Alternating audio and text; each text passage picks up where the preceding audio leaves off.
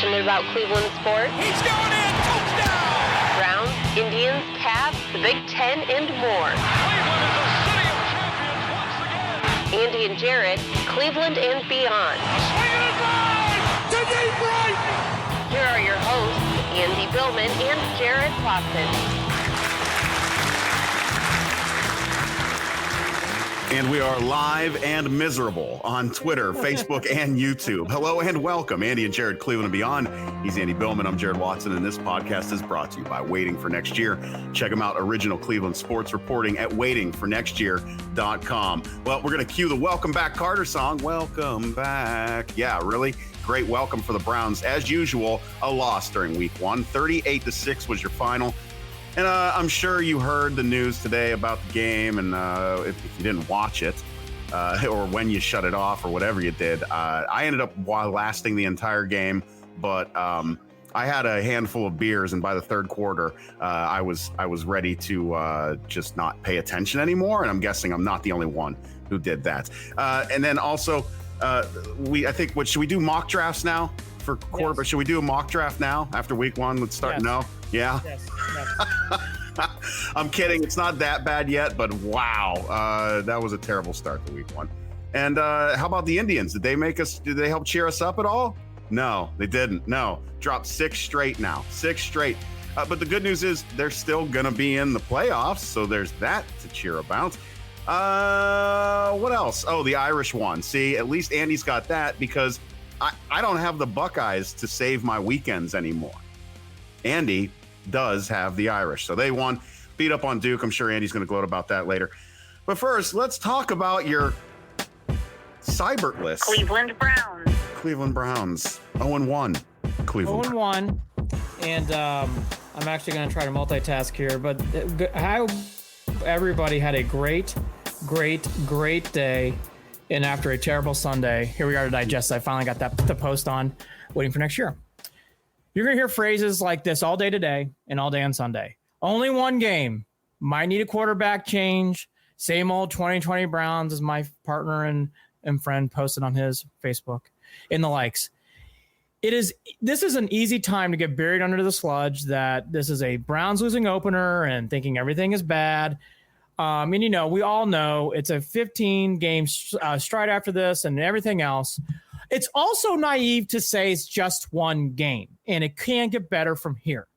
And I'm somewhere in the middle of this whole thing, but I will also say there are some we're going to go down it. There's some really, really bad things that happen, and we're going to get through the Captain Obviouses. Stefanski stunk. Myles Garrett and Olivier Vernon. Freddie? I thought Freddie was coaching. He stunk too. Myles Garrett and Vernon have to show up more. OBJ, for one who defended him a lot last year, it's getting harder to defend him.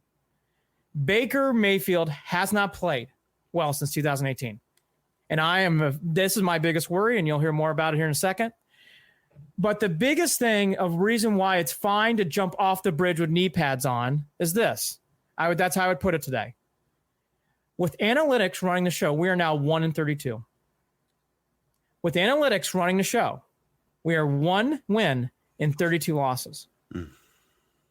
It's getting hard to get off the pavement, especially when you lose not 18-12 or 21-14, 38-6.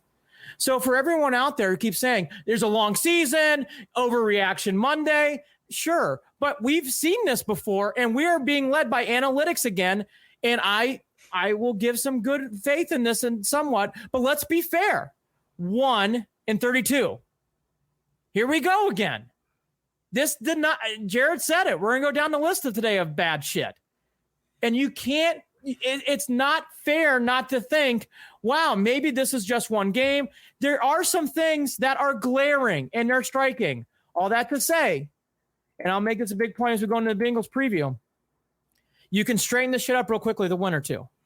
But it is very fair to say today, in a regime with now Barry and DePodesta running the ship again, it's 1-32.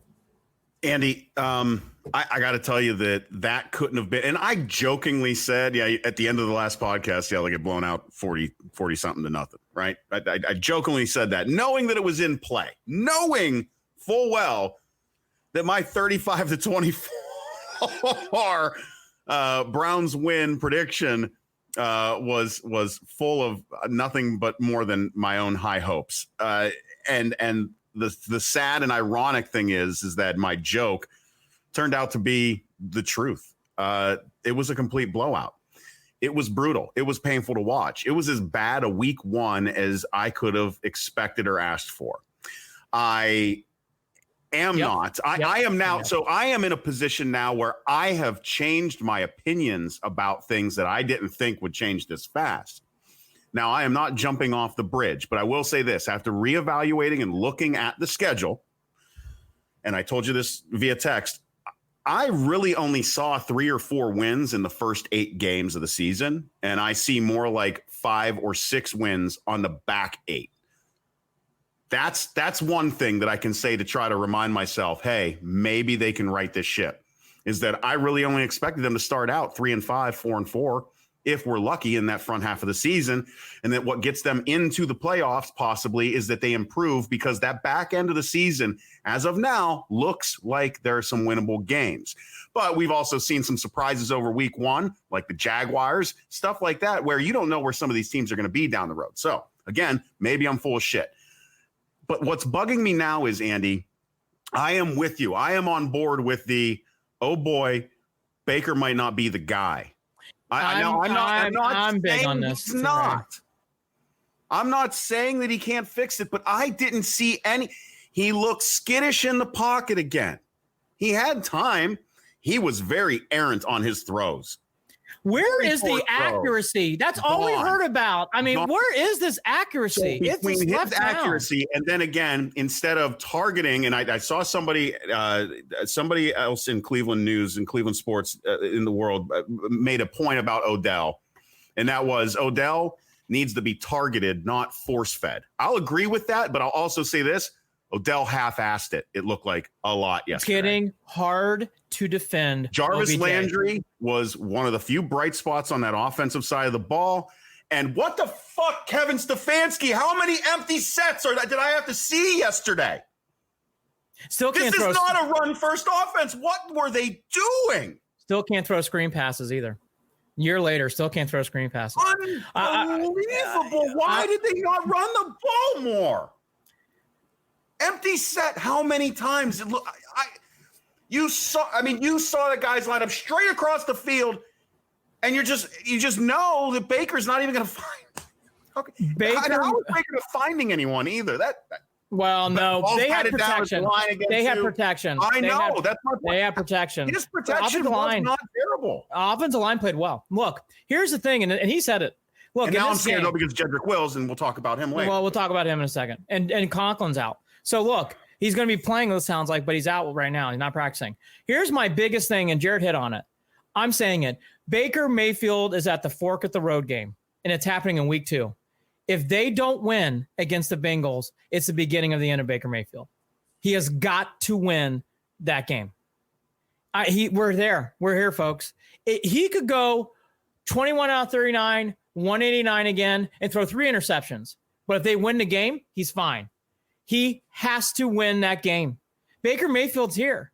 I've seen enough. Like, after the first completion to Hooper, ball batted down pick, next possession, scramble, Chubb, way incomplete, and fake punt, which is ridiculous. We'll get to Stefanski in a minute.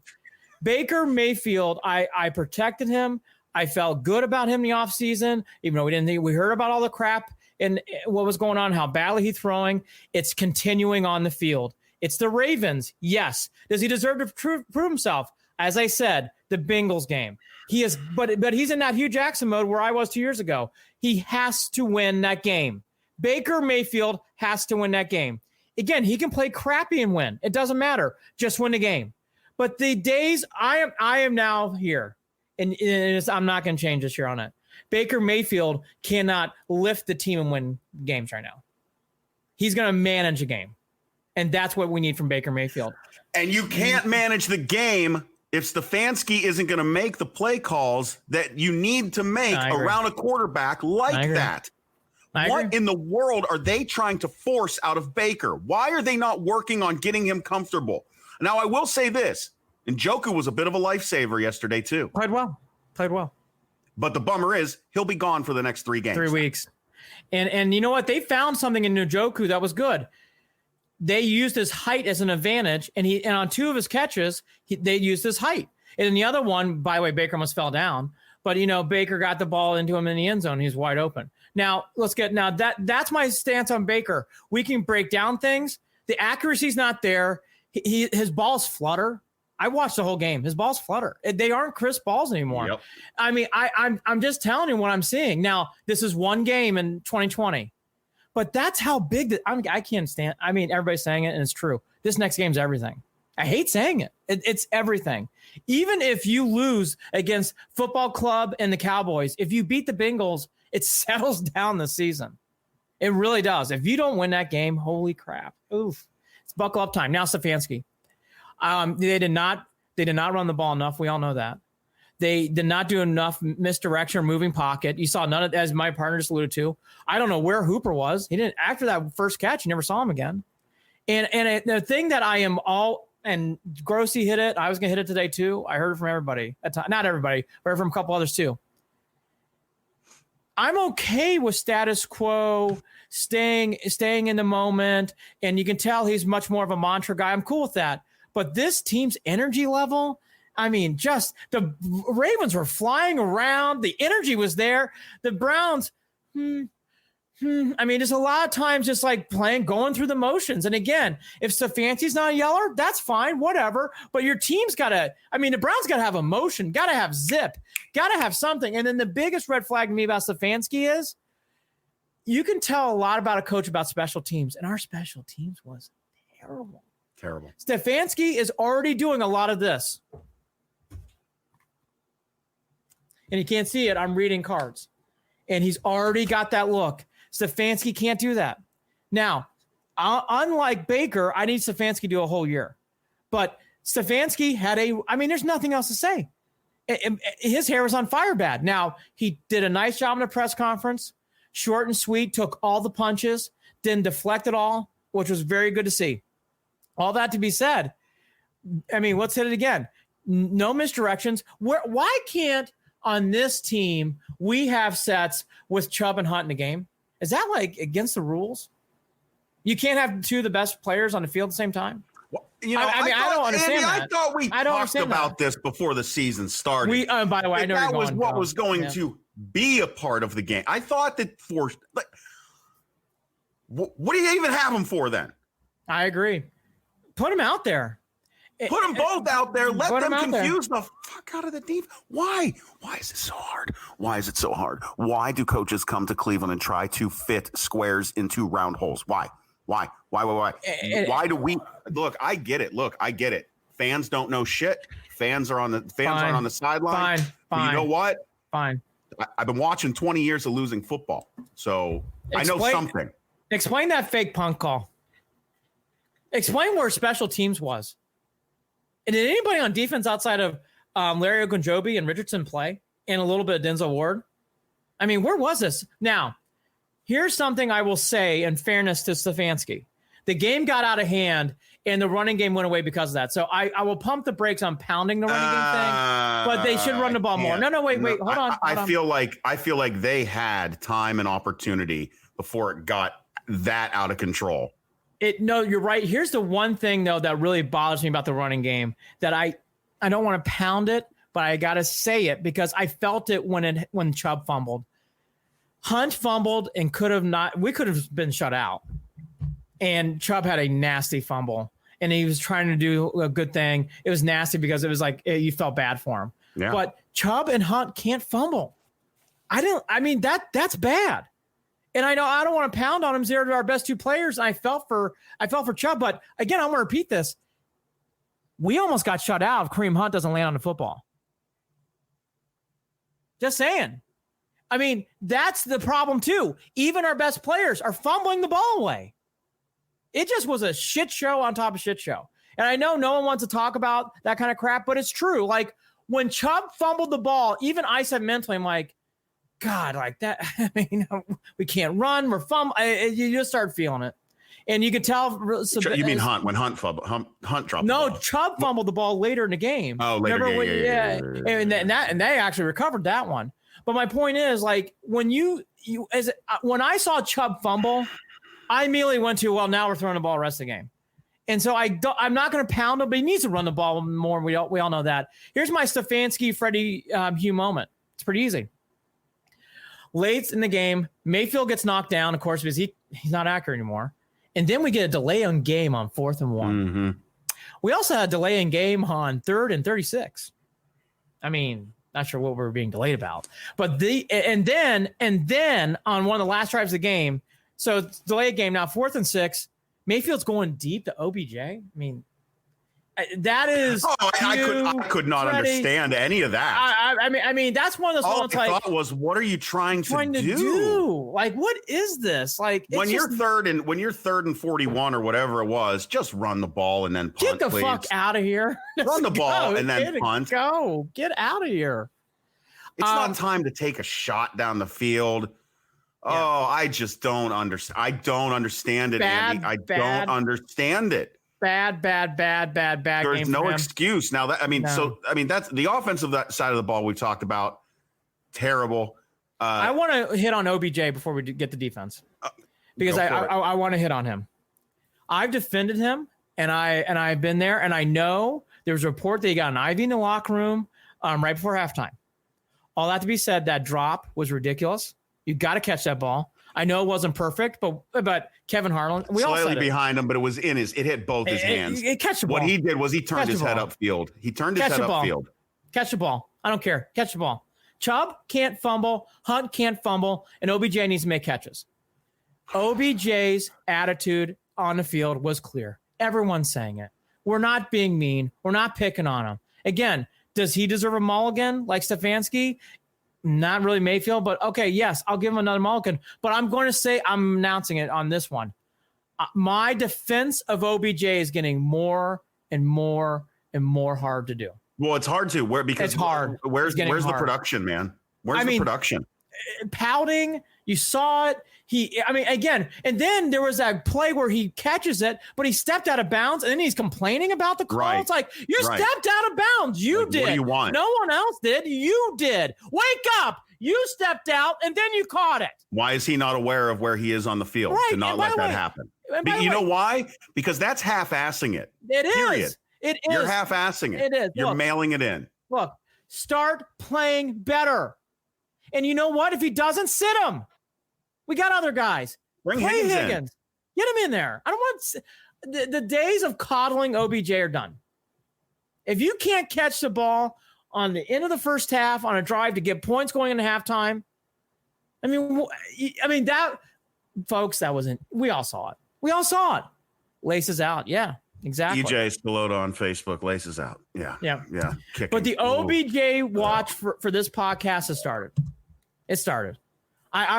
You can't defend this. You can't defend OBJ. Can't do it. I don't know of anyone who has necessarily defended Odell off of that performance yesterday, that lack of performance, and really that exhausting show of just, again, not like he didn't want to be there. His body language was so bad at times. And then to what everybody said, and again, we have to hit it too. I guess at halftime something was said. It had to be or something. And then in that first drive coming out, I mean, yes, we went down the field, but it was because of pass interference calls, which they were pass interference calls. Yeah. And then, but you could just feel it. It felt like 2019. It just did. It's hard not to compare it. That's what we saw. Again, it's one game, but that was really bad for him too. Okay, let's go to the flip side of the ball. Defense. I named it. Unless your name is Larry Ogunjobi, Sheldon Richardson, and Denzel Ward, I thought you stunk. Myles Garrett, love you, still a favorite player of mine, didn't do anything. Where were you? Couldn't tell Olivier one Vernon, thing. where were you? Olivier Vernon, where were you? He has got to start making an impact on that game. Vernon's put on notice. When is he going to start playing? I mean, how many times do we have to sit there and wait for Vernon to make a play? We already know how bad the linebackers and the secondary were going to be. We knew it was going to be rough. Yes. You need to have a strong a defensive line to make up for that, to pressure the quarterback, to make. Lamar Jackson did whatever he wants. You know why? We had no edges. Myles Garrett didn't do anything. And Olivier Vernon didn't do anything. Nope. Claiborne, actually, let me take a step back. Claiborne played a good game too. When he came in, he was trying to sack the quarterback and got to the quarterback. Yes. But if it wasn't Claiborne, the edge for the Browns had no edge.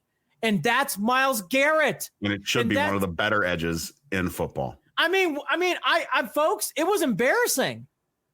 I watched Myles Garrett. He was getting blocked and he was getting pushed. And again, Olivier Vernon, I'm waiting. I mean, you can pick a game. One Bengals game at home. Vernon hasn't shown up since. I haven't seen it. Well, let's also say this too. The Ravens do have an improved offensive line after last season. That is something that you're going to hear. And let's say this too. Lamar Jackson is a really good player. He can throw the ball. Look, I am never saying another word. Look, nope. He is light years around 6. He is lapping the field around 6. Yeah. In fact, he took the next step where Baker hasn't. Next year, the Hulu commercial is going to be Lamar Jackson. Guaranteed. And it should be. God bless. How are we here already again? Baker Mayfield regression is scary. And it isn't getting better. And I've seen this with Charlie Fry. I've seen this with Brady Quinn. I've seen this with Derek Anderson. And I'm seeing it now. I'm not seeing anything different. Yes, he needs to be rolled out more. That's on Stefanski. Yes, handing the ball off to 24 needs to be done more. That's Chubb. Yes. All that to be said, he was not pressured. He couldn't make throw. And this batting the ball is getting to it's just like, well, let's just mark it down. He'll have 3 or 4 passes batted down. And we're there now. We're there. I mean, every game there's 3 or 4. Every game. He is not playing up 2018, and we're getting to that point where, you know what? That was just more of a mirage because this is reality. Okay, it's one game, though. It's one game. Okay, the unspecial teams. So the good news is Seibert is no longer in town. Cody Parkey's in to try to help rectify that situation. That's good news. I want to point to this again. I want to repeat it. I have heard this from other head coaches. Many coaches say they can tell by a team's preparedness by special teams. The Browns couldn't tackle. JoJo Natson did little to nothing. We had flags on several penalties. And by the way, 15-yard flags. I mean, special teams on teams like this have to do at least lukewarm to okay. And they stunk. And look, nothing against Seibert. We talked about it all offseason. That was a joke from a joke from a joke. And Cody Parkey, welcome down. By the way, that's on John Dorsey too. 5th round pick. That's on John. Another draft pick gone away down the shitter of life. How did they feel comfortable going out there with Seibert and with Cody Parkey being the backup right now? How did they ever, before the season started, feel like this was the optimal situation in their kicking position? And again, I'm going to go ahead and point out all that money sitting there, all that money unspent when you could have got a kicker. Call Adam Vinatieri. That's what I was going to say. Call him. But they're not going to. No, they're not. Nope. Vinatieri doesn't do anything for their analytics. 1-32.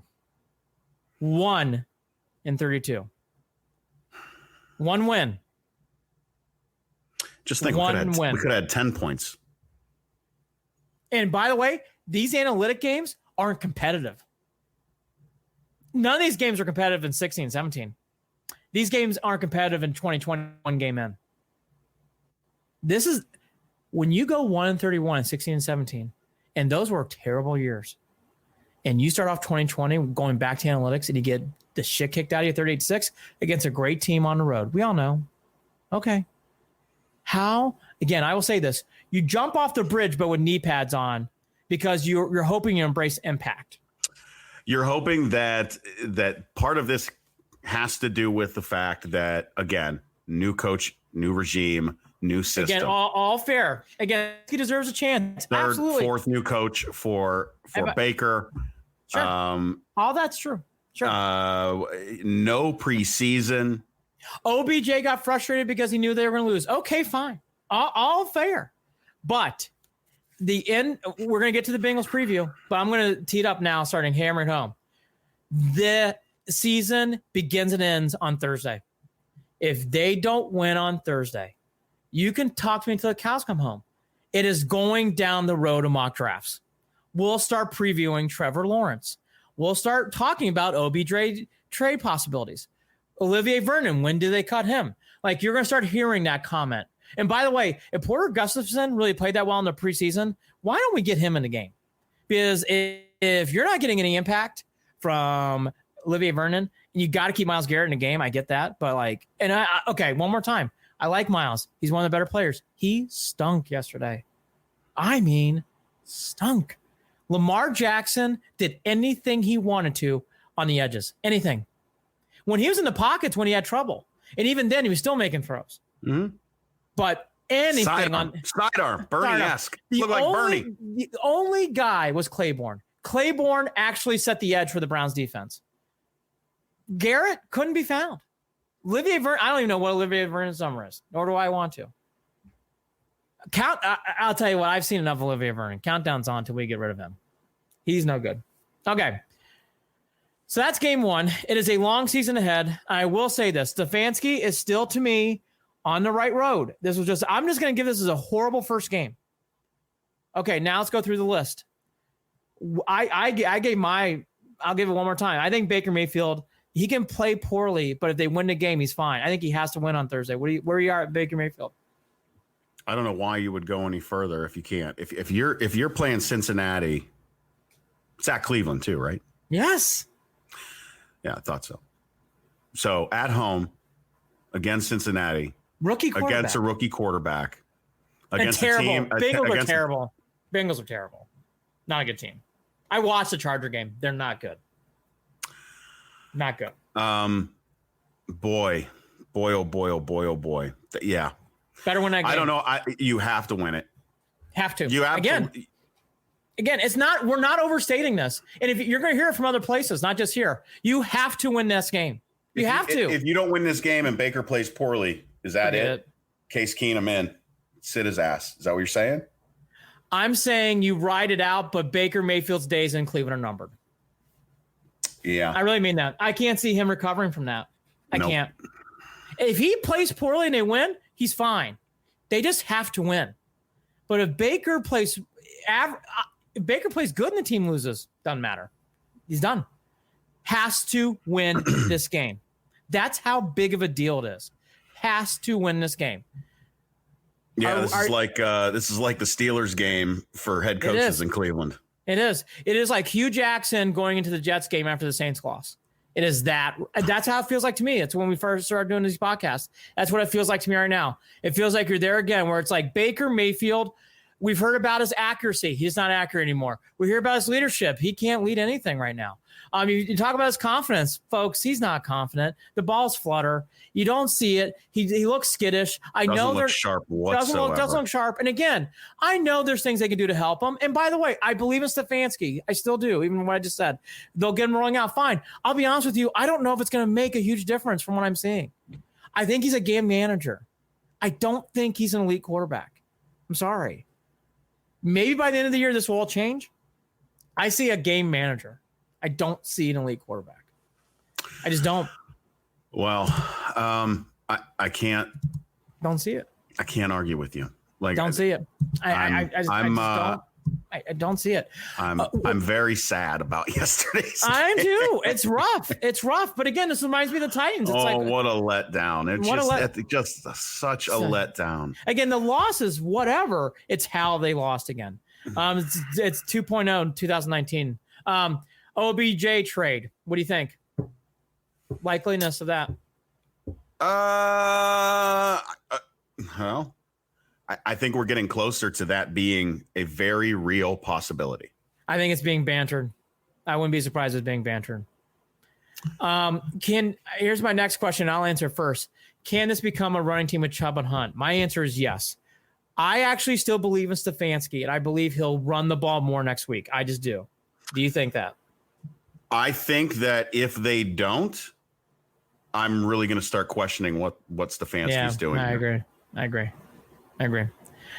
Am I being too hard on Myles Garrett today? No. I thought he stunk. Just the fact that you never heard his name but one time yesterday. Got his ass blocked a lot in that game. Really did. I mean, really just had a hard time with it. So this goes to my second point about the defense. You know, I know we're really hurt on the secondary outside of Ward, and I know there's a lot of questions with linebacker, which we all knew. All that to be said, are we all good with seeing tight ends fly around against the Browns defense over the years? I mean, Andrews looked like a Hall of Famer yesterday, running around loose. I mean, that's another one. Defense has got it. I mean, I know it's all on offense, and I get that.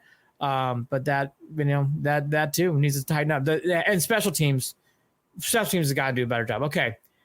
I said it. Are we getting fooled by analytics again? Are we getting fooled again? Is this 1-32 that's going to turn to 1-40? Boy. I mean, are we really Boy. I'm just questioning it now. Are we getting fooled by analytics again? Are we really? I don't know. I don't know that we can make that assessment yet because, again, that's Stefanski's first game. I know. I agree with you, but I just want to start stating it. That was alarming. That was alarming yesterday. Makes you wonder.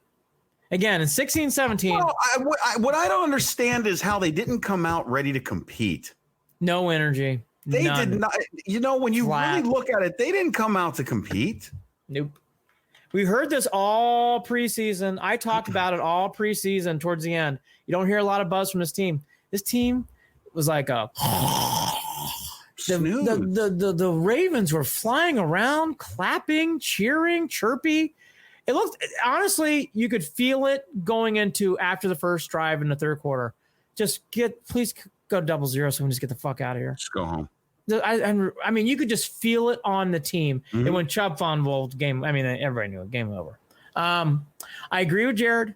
I'm asking this because this was such a hard face plant that I'm curious to see how it really continues on from here. Okay. Stefanski can only go up from here. I do agree. I really, in my heart, believe he's the right coach. So I'm going to stick on this. I'm not going to jump off the bridge on this guy after game one. However, it was the worst start you could have as a coach. I mean, it's so obvious. This is a season where I'm not. I know that people have talked about whether it's a gimme or not.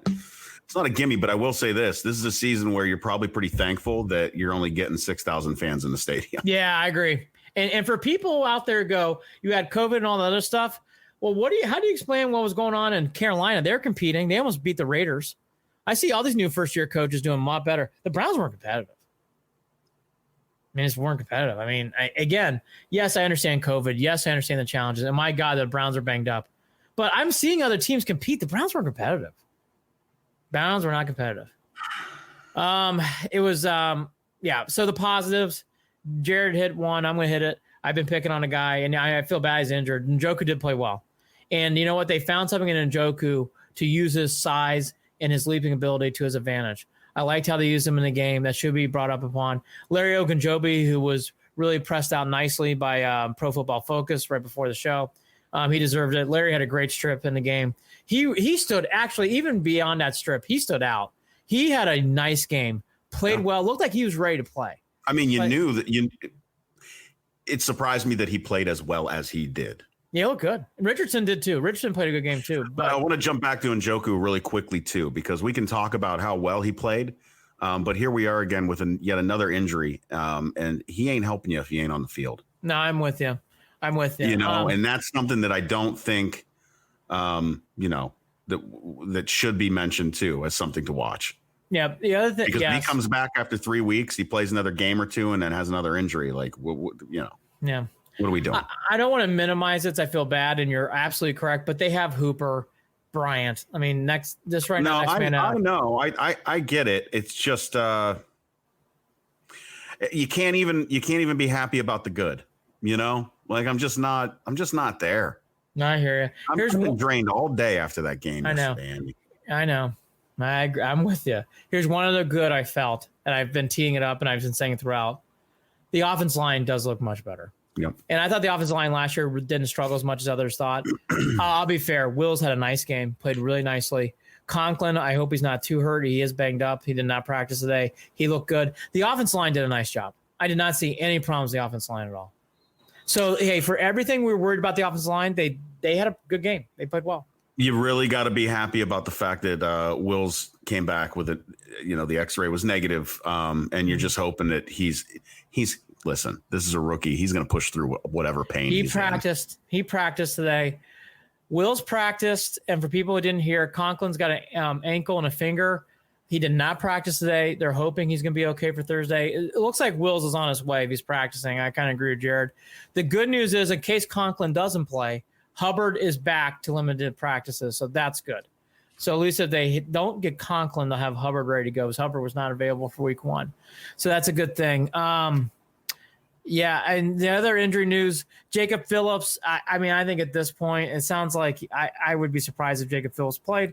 I think that'd be a surprise. I don't think you're going to hear any of these names on Thursday, Mac Wilson, Greedy Williams, or Kevin Johnson. I'd be surprised if any of those names came up.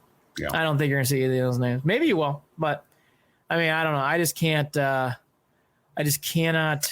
no, a short week. I mean, I don't even know if they played on Sunday if you'd hear any of those names, though, either. No. So.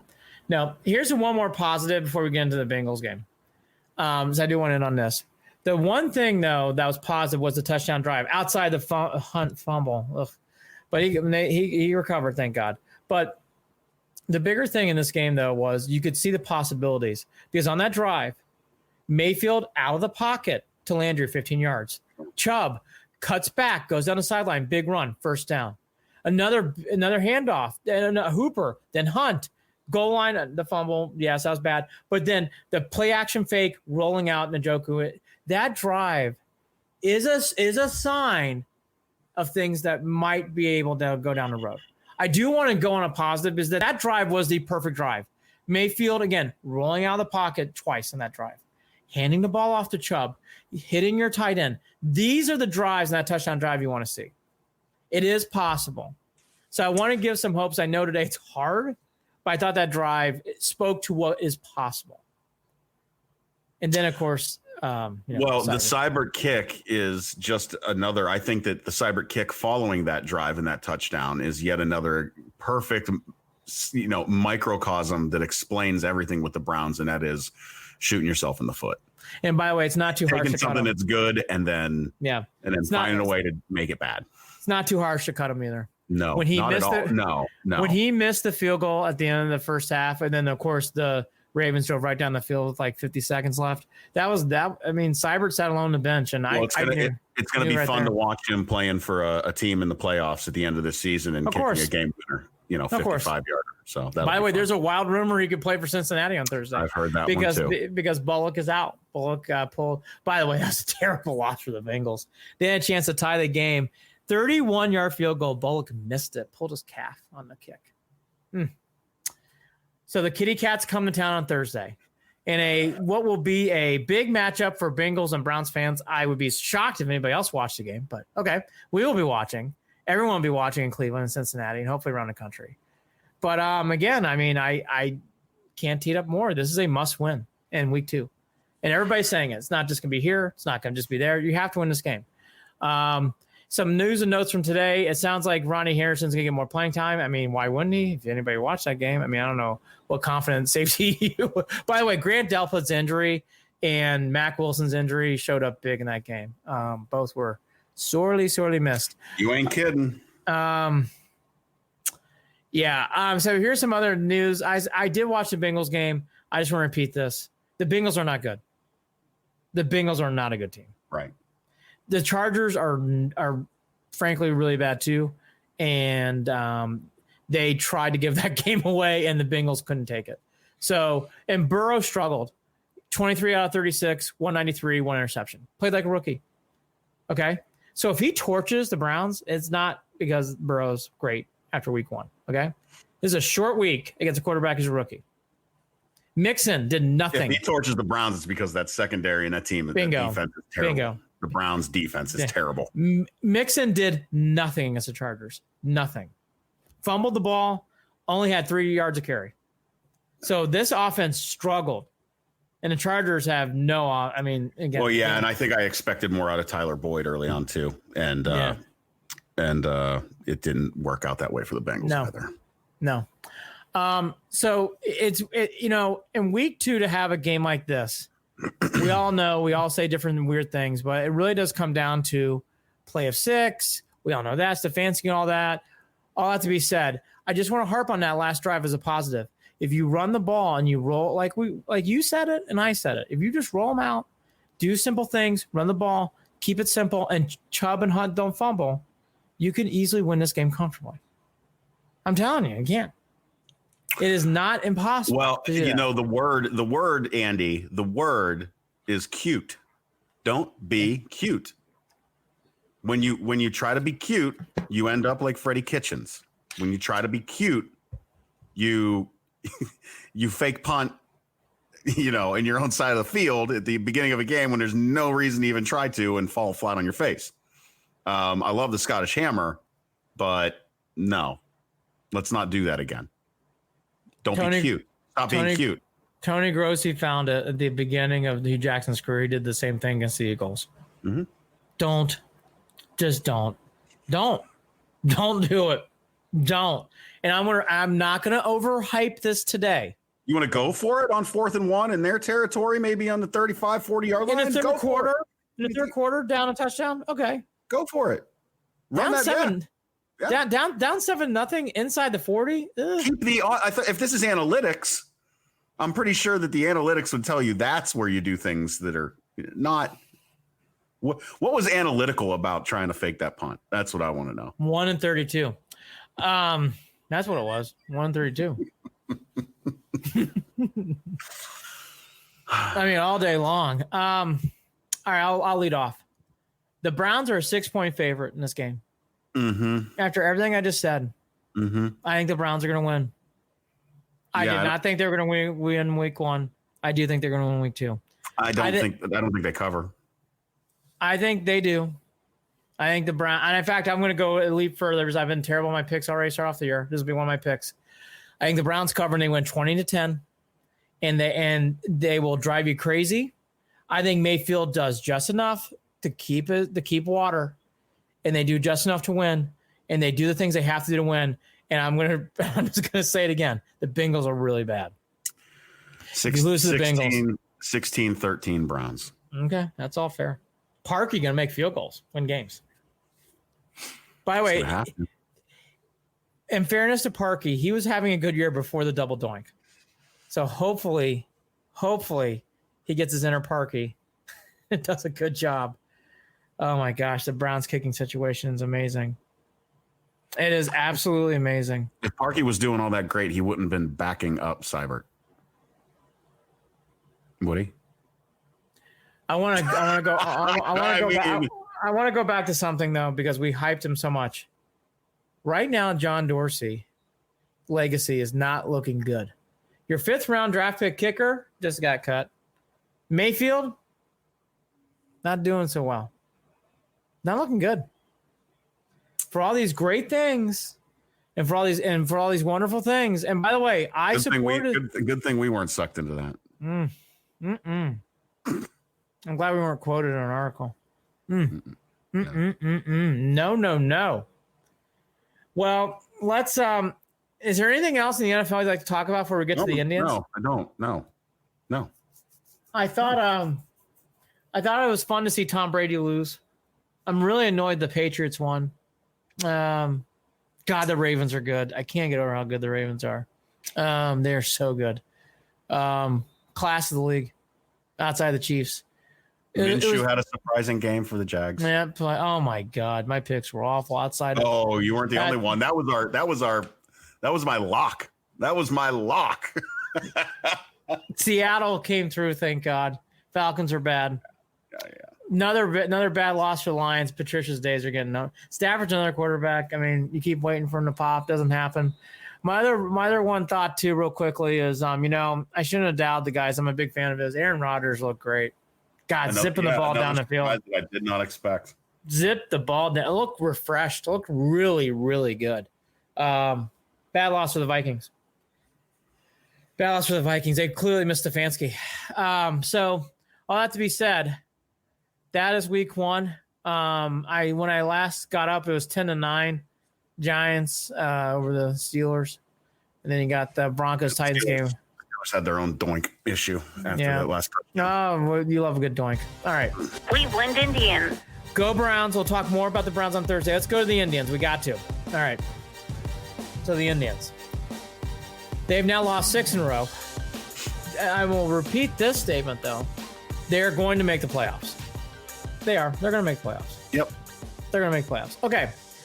Francisco Lindor. Every team struggles. Quote, it's a question. Are you going to struggle 5 games, 10 games, 15 games, or 100 games?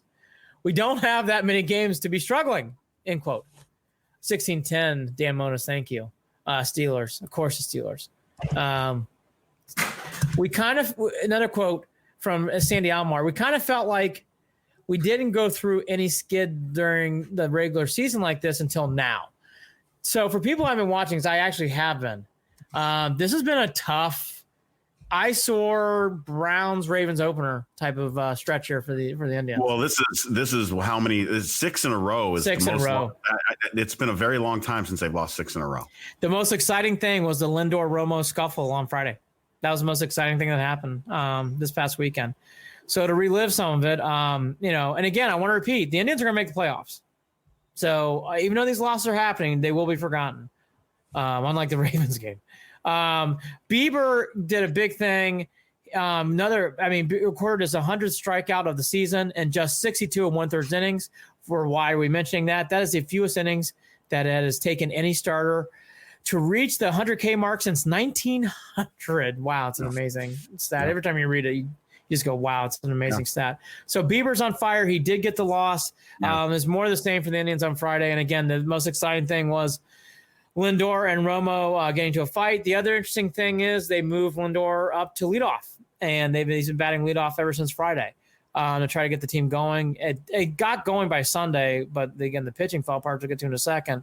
The biggest thing in this game, again, stuck out is Bieber's pitching well. He had a couple bad pitches. The theme in this weekend is anytime the Twins got up and they saw a mistake, they didn't just hit it, they hit it out.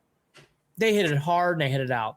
Anytime the Indians had a mistake pitch, which was happening, foul ball, fly ball, foul ball, fly ball. Right. It was the biggest difference in this series. Well, the Indians have had those struggles. They have been like that. There were times early on in the season where I look at Franmil Reyes and he would foul off pitches that you thought he was going to yak right out of the park. And that's just not going to fly.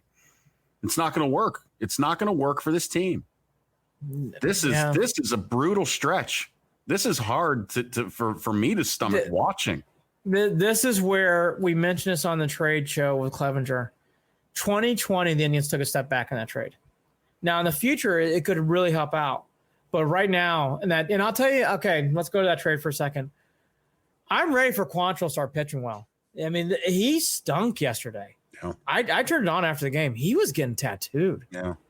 Quantrill's got to start pitching better for this team. He is just not getting anything from him at all. Karinchak does look better, so that's good. McKenzie really struggled yesterday. And again, the whole series, anytime the Twins got a mistake, they hit it out. 5 home runs on Saturday. I believe they had 4 yesterday. I mean, all their runs scored. Every run scored on Saturday and Sunday was off a home run. All of them. They had 15 runs. All the RBIs run scored were all on home runs. All of them. All of them, Jared. Well, that's nice. Unbelievable. That's nice to have a team that can do that. That can hit the long ball like that. Yep. The other big thing the other big thing on Sunday, which Hammy hammered home. Tribe was 3 for 16 with runners in scoring position on Sunday. For those of you who didn't watch, as I'm sure none of you, maybe some of you didn't, they had 13 hits. The Tribe got 13 hits in that game, and yet they could only score 5 runs compared to only 7 hits for the Twins, and they got 7. And again, the big stat, 3 out of 16 with runners in scoring position again. Yeah, that's not winning baseball right there. The story on Saturday night was Plesac, again, same story. He got bombed. Plesac pitched okay, 7 innings, 5 runs, but anything that he was a mistake just got hit hard. And that was the first game all year Wickren really came off the rails, just did not have it. He got hit hard on Saturday night too. J-Ram hit a home run. That's about it for that game. I will say Plesac's pickoff move is fantastic. It was forgotten in my brain until Saturday night. I forget who he picked off. It was amazing. His pickoff move is sick. Plesac really does have a big move. And again, I'll repeat it one more time. The biggest team in the series, the Indians can't capitalize on their mistakes, and the Twins do. That was the biggest difference in the series right now. Yeah, I think that we've also got to mention Tito's still not back with the team. I'm really hoping that he's doing okay. Need him for October. Really do. I mean, the bottom line is I care, obviously Andy and I both care more about his health than that. Oh, of course. But absolutely, that's very much true. Hey, on the field. I don't know. Yeah. As much, here's the thing. You can't blame Sandy Alomar for the Indians' lack of hitting. Or not, you can't blame Sandy Alomar for the shit that's going on right now in this six game losing. Lindor and J-Ram getting picked off first base. It has nothing to do with Sandy Alomar managing. And both happened this weekend. Right. And you know what? What's funny is you think Lindor would have learned because it wasn't only but a week earlier that he was almost picked off for the same stupid stuff, leaning too much. The Indians are just in a fog. And again, thank God for Pad. They have Pad, and thank God. And the Orioles and the Tigers aren't winning. So the closest team to them now is the Mariners, and the Mariners are, I think, 4 or 5 games under 500. So the Indians, I hate saying it, these games don't, I just got to be frank, they don't matter. The Indians just need to get ready for October. These games, though, are mind-numbing to watch, and it's getting hard to get ramped up for the Indians. So for people out there who go, I'm not fired up for the playoffs, I wouldn't blame you. These games are hard right now. They aren't fun. Football's back. I'll be watching every game, and I love watching Indians. But for people like, I can't do it, I wouldn't blame you. These last 6 games were painful. I admittedly took a break. Yeah. I did. Now, granted, I check in, but I can't watch it because I know the storyline. I know this storyline, and until they get that fixed, it is just it'll ruin my look. Have I ever been this melancholy? Not since the last Brown season. After the Astros sweep and Hugh Jackson debacle, that was bad. Yes. That was really bad. And that's when we kind of found out the Cavs were going to be fucking This is where, again, I really wish I had some Ohio State football to hang my hat on and say, well, at least I got the Buckeyes. Yeah, that might be coming soon. Real quickly, then let's get to football. Again, all that to be said, congrats to Bieber. There is, for people who are wondering, I thought there was a good stat by Mandy Bell. Lindor, Cesar Hernandez, Ramirez, Santana did combine in the series finale to go 10 for 19 with 3 RBIs, 3 runs scored. So you're seeing glimpses of this. They did move to Lindor to the 1 hole, which I know people believed in. I was not as convinced. I'm still not as convinced, but hey, so if you're going to get that kind of production, maybe I'm wrong. So maybe that's the thing that the Indians needed. All to be said, though, hard stretch for this team. I'm glad. By the way, get it all out now. Oh, yeah. October, you got to turn it on. So get all these losses out now. It's the Cubbies, and then they play Detroit. That series in Detroit's big. You can't one more. You cannot go 3 out of 4 losses or swept by the Tigers. You can't. Nope. You got to win at least half. Got to. Much needed day off for the Indians. They're back in, like I said, on the north side. Tomorrow against the Cubs. Okay, college football. Oh, my God. Are we done about the Cleveland teams? Would I talk about the Cavs? No? Sure. Any draft rumors? No. Yeah, maybe trading Kevin Love. Don't trade him. What was it? Indiana is the Pacers? Is that the rumor I heard lately? I don't know. I think it's I don't want draft picks. How bad has John Dorsey looked now in this prism? It's amazing. It's amazing how he has flipped. Austin Cyber is a 5th-round pick. Gone. Boy, is that a bad draft pick. The Irish played the Dukies. And if you remember, everyone sat there that watched that kid play in college and said, I don't know what the Browns are thinking taking him. Yeah, I remember watching people from that were Oklahoma that would say, why are the Browns taking him? I don't know. All right. All I will say is, for what it's worth, he so bad. Thank God for Larry Ogunjobi. Thank God for Richardson. Claiborne had a nice sack, a nice play. I mean, boy, that's about it. And Njoku played well. It's amazing. The Irish played the Dukies. I will admit, as college football became more ingrained. By the way, how about the Sun Belt Conference? 3-0 against the Big 12. Kansas getting stomped. Oh, by the way, for people who don't know, Les Miles, Clevelander, Elyria, Ohio born. Boy, poor Les. I like Coach Miles. They got the shit kicked out of them. Poor Iowa State. Oh my gosh, Matt Campbell, the genius. He got knocked around. Boy, bad loss. Awful. Thank God I'm not a Big 12 fan. 3-0 the Sun Belt goes, just zipping along, zipping along. And then there's my Irish. For those of you who don't know, Clemson's very good. You need to watch that game. And I did watch a lot. It felt like a normal college football weekend, kind of. There was no SEC, no Buckeyes, no Boilermakers, but it was good to see teams like the Irish. It was fun.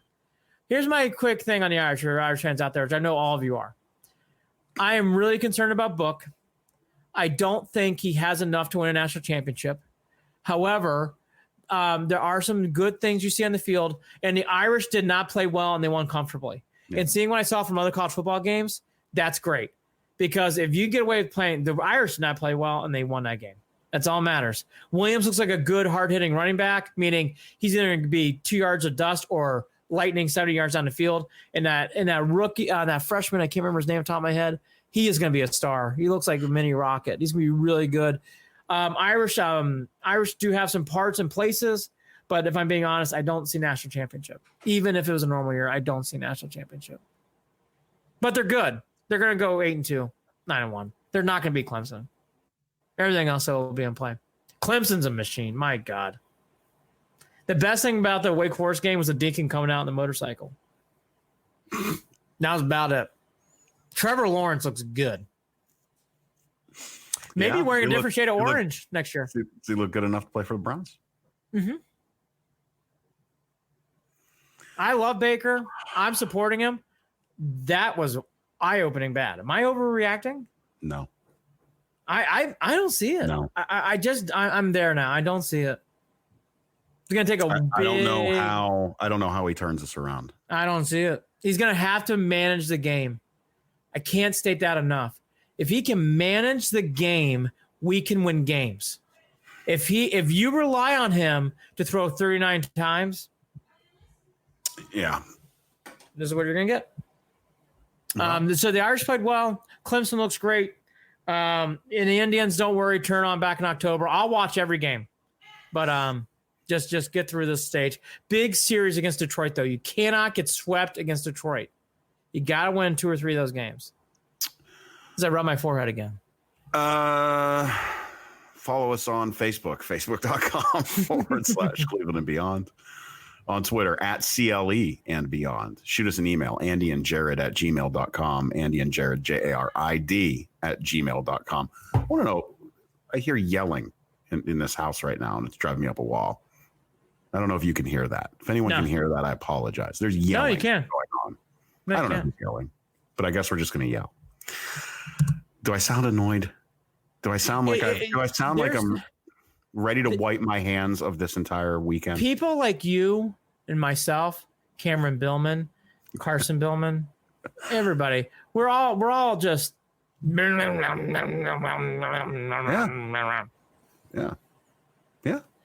Well, The Browns will do that to you. We're a part of Waiting for Next Year. Check them out, Original Cleveland Sports Reporting at waitingfornextyear.com. Andy, any final thoughts? Jarid has to do some family stuff. So I'm going to do a Facebook Live right after the Bengals game. I will give a quick recap, and then we'll do a big full show on Monday. So for people who are wondering, we will not be doing a show this Friday, but we'll be back on Monday. And I watch after the Bengals game. I will go on live. It'll be funny. I'm sure I'll do something wrong, but catch me. I'll have some thoughts. I'll do 10 minutes. Dan Monis and EJ will both text me and give me notes, which will be fun. and I'll be all over to answer those questions. But no, I will. Jared's got some family stuff he has to take care of. So just a brief show at the end of the week, back to normal on Monday, and then away we go. Last thought is Baker, game manager. Let's build from there. Must win for him. Again, he can play crappy, and if the Browns win, it's fine. I don't see Baker surviving this if he loses. I just don't. I don't see it. I think it's actually there for him in his career. Is a blowout in play for the Bengals? Bengals are really bad. Is a blowout in play? Meaning the Browns blowing out the Bengals, or the Bengals blowing out the Browns? Bengals blowing out. No. Okay. Let me say this. If the Bengals blow out the Browns, I'm going to get out a fucking grid map, and we're going to start doing analytics live on Thursday night, because they cannot get blown out by the Bengals. And that team is terrible. Did you really just say that? They can't, I did. No. Yes. No. I No. did. No. Yeah. No. How long have you been a Browns fan? I will literally have an analytics conniption. Oh. He's Andy Billman. Oh my God. I can't even. I'm glad I put that worm in your head. Oh my God. Can you imagine? I'm Jared Watson. Oh. Andy and Jared, Cleveland and beyond. No, I can't. Go Browns. Take care. Go Browns. Beat the Bengals. Turn this crap around. We believe in you. I don't. I do. Let's go. Win some games. I paid for this DirecTV package. I want to see some goddamn wins. $240. Oh, wow. Well, that's even more than that now. You got to talk to me offline. I got to get you a better deal. All right, everybody. Take care.